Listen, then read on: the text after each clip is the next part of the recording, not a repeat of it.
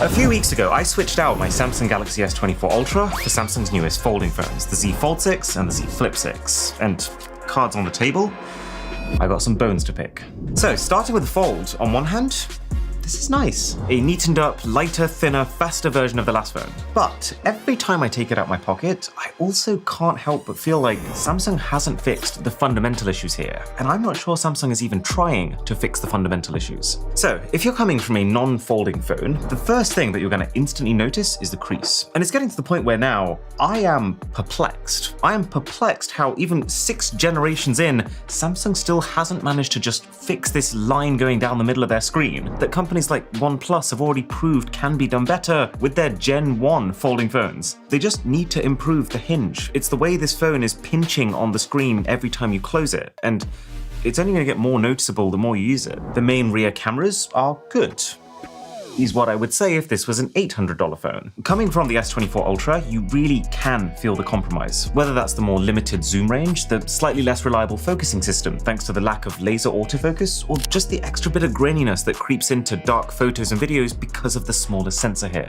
Now, most people who go out and buy and use this phone probably won't know what they're missing out on, but that's my job, having used both of these phones, to tell you that what you're getting here stings a little bit, especially considering that you can now get a brand new Galaxy S24 Ultra for like $1,000, while the Z Fold 6 will run you $1,900. It's 2 times the price, and it shouldn't be. See, it made complete sense to me that the first Galaxy Fold was significantly more expensive than a normal phone. I mean, a lot of R&D would have been required to build all the new parts and concepts from scratch for something that Samsung didn't expect to sell many units of, so they had to recoup the cost somehow. But that's not the case anymore. In the current market, this hinge and this folding screen, these are standard parts. This phone almost definitely does not cost more than $200 extra to produce than this, but it's like $800 to $900 more expensive to you for no other reason than that's become the default expectation for a Fold, and they know they can get away with it. Paying $1,900 for a phone, you would expect this to be the place where Samsung throws every single thing they got at the wall. But instead, you get basically the same camera setup as not even the S24 Ultra, but the tiny base Galaxy S24. And your selfie cameras are even worse. The front one's not too bad. It takes 10 megapixel shots that make you look nice. It's standard Samsung fare. But the inside 4 megapixel camera makes you look sick. And I don't mean that as a compliment, I mean that literally. Shooting photos on this reminds me of shooting photos on the PlayStation Portable camera like 15 years ago. And I have heard a few people saying, well, this camera is designed for video calling, which is low quality anyway, so you're not gonna notice the resolution. But disagree.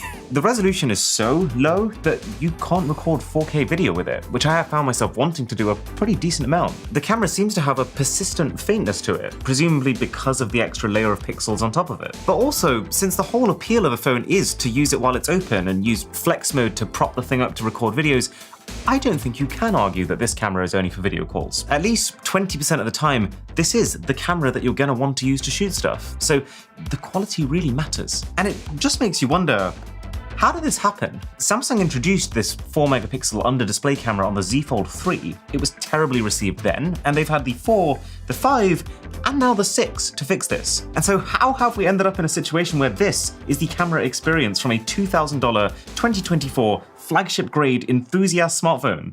Anyways, the front screen is wider than it was before, which is a nice improvement. It looks neater, they've got rid of all of the weird corner screen bezels, but it does still feel just a little bit like no man's land. It's very close to feeling like you're using a normal phone, and that's impressive considering what this is, but it's still just a little worse in every way. A little bit too tall, a little bit too narrow, and a decent amount chunkier than a bar phone. And this whole structure creates a bit of a thermal compromise too.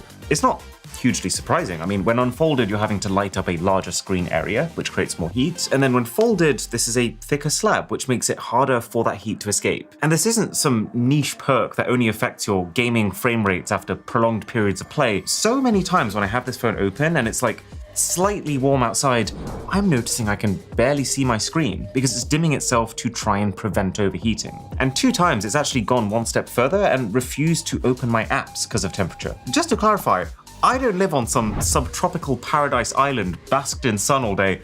I live in the UK. There is no reason I should be getting temperature warnings this severe with normal usage. Oh yeah, also, one of the things that I love about the Galaxy S24 Ultra is the battery life. That's one phone that I've never had to worry about. But this, with both a smaller battery capacity and a larger screen to power, it runs out anywhere between 15 and 25% faster.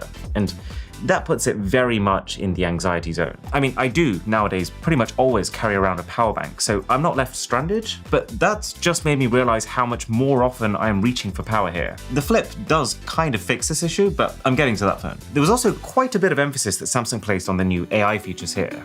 Of course they do, it's 2024. But are they any good? Some of them are. I'd say the vast majority do still fall into the fun to play with, but I won't use often category. I suppose the most useful kinds of AI features are the ones that allow you to do things that you already do, but better or faster, as opposed to the ones that just continuously add more different options, because we're only human. There's only so many features that you're going to be able to integrate into your life. But this is why I love the idea of all of this automatic translation stuff. Like being able to have a WhatsApp chat across a usually impenetrable language barrier, but not actually having to think about the language barrier anymore. And also the new Smart Select tool. It's exactly what I was saying. It's making the kinds of things that you'd already be doing anyways, trying to fiddle around and select stuff, faster. I was also super excited about this new sketch to image, and there are moments where it all works the way you expected, where you manage to perfectly place a one-of-a-kind dinosaur within the scene of your day out in the park, and you feel like the protagonist in a superhero movie at the single moment where unlimited power has just been dropped in your lap. But I would say there's too many constraints right now. It seems like there's some sort of safety restriction when it comes to adding things to faces, which it makes sense considering all the havoc that's been wrought by deepfakes lately. But then at the same time, faces are the main useful thing that you might want to add things to. And there's also other issues I'm bumping into, like draw smaller objects or draw objects closer together to generate. I think Samsung's just not ready for my big ideas yet. And do you know what using this feature consistently reminds me of? Just how silly it is that the one phone specifically designed to look and feel like a notepad does not come with a built-in S Pen like the S24 Ultra does. The smaller of the two phones. So the only real remaining question is then, do the folding features make it all worth it? I feel like I've made it pretty clear at this point that you're giving up a lot to get these features. You're paying twice as much money, you're having to deal with a crease, a terrible underscreen camera, 2 displays with unorthodox aspect ratios, a compromised battery, and no S Pen. So, should you? Well, as far as the physical act of being able to prop your phone up on flat surfaces, it feels cool. I've used it a fair bit to record time lapses of things happening or watch movies on a plane by sitting the phone up on my tray table, but it doesn't really matter. I would say you'll actually have a distinctly better experience just using a normal phone with a kickstand case, since you'll get a bigger, more natural screen ratio, and also, oftentimes with these cases, magnets for better wireless charging. There are things that do uniquely utilize the display on this phone. The taskbar, for starters, is an amazing addition. This whole one tap to instantly be in another app is a genuinely ungimmicky efficiency improvement that you just can't have on a smaller phone. But ultimately, it's not for me. You might know that I spent a few months trying to use an iPad as my main computer, and the whole reason that failed was simply because of the mobile operating system. Same thing here. While it is impressive how much this thing can do for a phone, the truth is that for most people, this phone is still a little bit too fiddly and not quite efficient enough to be a good main computer, which makes it hard to justify given that for this price you can actually buy a good, equivalently performing flagship phone and still have the money left over for a great laptop. So I fold, and if you're looking at buying this, please make absolute sure that these specific folding features are things that you'll definitely use. Because if you splurge on a fold and all you end up doing is playing Candy Crush but either squeezed or stretched, that will be a poor purchase decision. I just feel like these Z Folds are a little bit stuck. Not that many people are buying them, so Samsung seems to have lost the drive to actually fix the fundamental compromises, which in turn makes them persistently hard to recommend outside of their niche. The Flip 6, though, is actually very different, and in my opinion, a phone that makes more sense. If the Fold is the insecure teenager trying desperately to be something they're not, the Flip is its eccentric sibling, who, sure, they're a little bit odd, but they understand who they're trying to be. Through many years of bulking up the specs on these phones, I'd say Samsung's now got to a stage where the Galaxy Z Flip 6 is basically a flagship Galaxy S24 Plus that costs $100 to $200 more, but folds in half. And that isn't pointless. It's partly just a bit of fun, which doesn't hurt in an era where everyone's always saying that smartphones have peaked. I can't lie, if Samsung ever gave you the option to have their top-end Ultra phones also fold without any compromises, I'd take it in a heartbeat. And they've really dialed into that fun with all the unique front screen customization and funky case options. And this new photo ambient feature, which overlays real weather effects onto photos that you've taken, it's very pointless, but it brings me joy. It's got a potential lifestyle benefit, because unlike the front of the Z Fold 6, which is basically just a slightly less comfortable phone, the front of the Flip 6 it has a very clearly distinct feature set to the main screen. This is much more like having a smartphone and then a completely separate smartwatch, as opposed to this, which is like a smartphone and then a slightly worse smartphone. And when I switched over to the Z Flip 5 last year, I did find that the physical barrier to go from this smartwatch stage to the smartphone stage actually did make me use my phone less. And then you do lose the 3x telephoto camera that the S24 Plus has, so you only get a main and an ultra-wide. But I would actually say that it makes up for it with selfies. See, unlike the Fold, which can use its high-end rear cameras to take selfies, here, that's actually the default way to take selfies. If you want to take good selfies on the Fold, you have to unfold, open the camera, flip that camera, tap the cover screen preview button, physically turn the phone over, being careful not to swipe anything on screen, and then take your shot before closing it all back up again. Here, you just double tap the power button and then tap the screen. It's not a perfect system, because then at the same time, anytime you want to take a photo of what's in front of you, you do have to manually flip the phone open. But the point is, this phone is a unique proposition that makes it distinct and useful for more than 1% of the population. Now, there are a few things that I would say are compromised, like you still have to deal with the crease, but for whatever reason it is significantly less noticeable on this Flip than it is the Fold.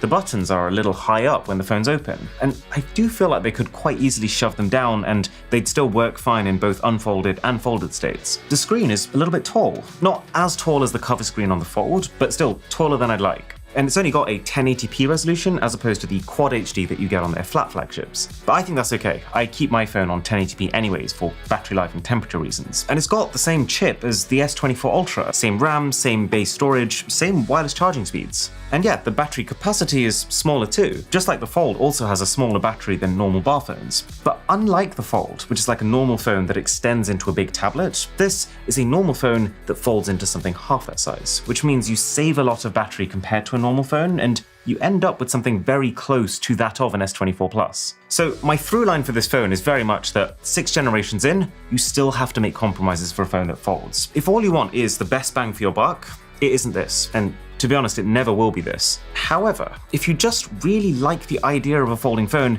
then you're giving up surprisingly little to get it here. And you also scoop up a couple of little perks while you're at it too. So I had a funny situation a couple of weeks ago. I was stuck in a plane while England was in the Euros football final, which, by the way, the men's team has never won. So this was a big deal. And it felt like every single person on that flight wanted to do one thing and one thing only: find a way to stream the game.